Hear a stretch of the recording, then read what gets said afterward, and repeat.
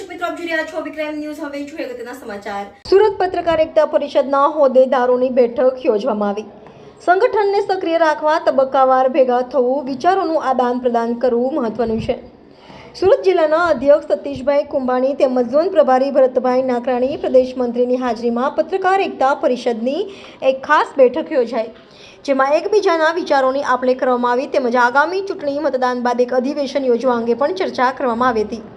જે હોદ્દેદારોની નવી નિયુક્તિ કરવામાં આવી હતી તેને નિયુક્તિ પત્રો પણ આપી સન્માનિત કરવામાં આવ્યા હતા.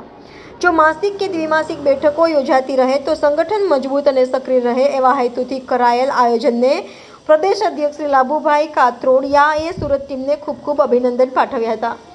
Reporter Rajesh Markana, Abhikram news, Surat. સુરત ખાતે વર્લ્ડ પ્રેસ ફ્રીડમ ડે ના દિવસે પત્રકાર એકતા પરિષદ સુરત દ્વારા એક પત્રકારો ભેગા મળી, એમાં સતીશભાઈ કુંભાણી સુરતના પ્રમુખ છે, અમારા ભરતભાઈ નાકરાણી પ્રભારી છે, પિનાકીનભાઈ ઉપપ્રમુખ અને રાજ્યમંત્રી છે. જે તમામ બીજા પત્રકારો ભેગા થઈ અને એક સામૂહિક ભોજનનો એક પ્રયત્ન કરવામાં કે ભાઈ દરેક પત્રકારો ભેગા થાય અને હળી મળીને કામ કરે પોતાના ન્યાય માટે અને પોતાની લડત ચાલુ રાખે.